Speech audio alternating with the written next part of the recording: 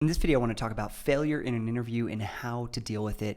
I received this message this morning. I'll read it to you and then discuss my thoughts on how to deal with the scenario. Let's see here. Hey, John, I have a quick question about discussing weakness in your resume or talking about a time you failed. I didn't complete my dissertation after more than 5 years of studying, and after that, I took on odd jobs to support myself. You were pretty open about the fact that you led a company that was not profitable and then worked at Best Buy. Have you ever mentioned these experiences at job interviews?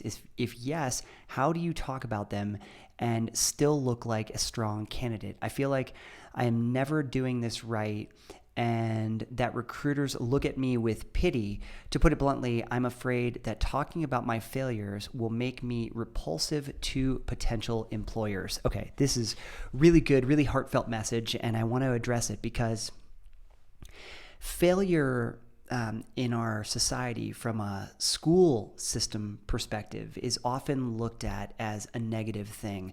But where we learn the most in life, where we gain the most perspective is specifically through failure.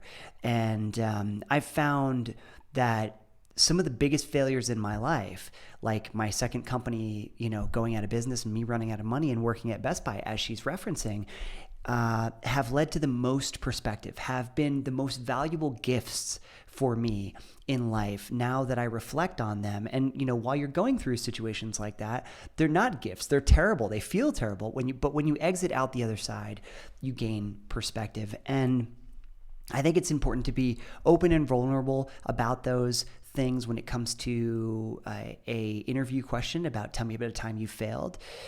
The key with a question like this, a failure question, is to reflect on the scenario where you failed and what you learned from it. That is the biggest takeaway. You don't want to have it happen again. Here's what you learned from it. Here's the perspective that you gained. And that's how you tie off a scenario like that. The only way that it looks like a pity party or you would perceive that a recruiter would feel sorry for you in that situation is if it didn't have a happy ending, right? It's like, I didn't finish my dissertation in this particular situation. That's unfortunate. There's probably some hidden reasons why you didn't finish your dissertation. Maybe lack of passion for what you were doing, or maybe you were just afraid of failure or rejection or something like that. That's a whole nother topic that we could dive into. But regardless of that, what did you learn from it? And that's something that's worthy of being shared. So the best structure for any answer like this, any behavioral question, whether it's failure or success related or how you dove into the data or whatever it might be, the main thing that you want to do is structure your answer in a way where you're not rambling. So typically people use the STAR method, the situation, task, action, result. The situation I faced was I was in college, I was writing my dissertation, it took me 5 years. Here's what I was struggling with mentally and what was going on in my life. I maybe wasn't passionate about the industry or the topic. I really wanted to make a pivot.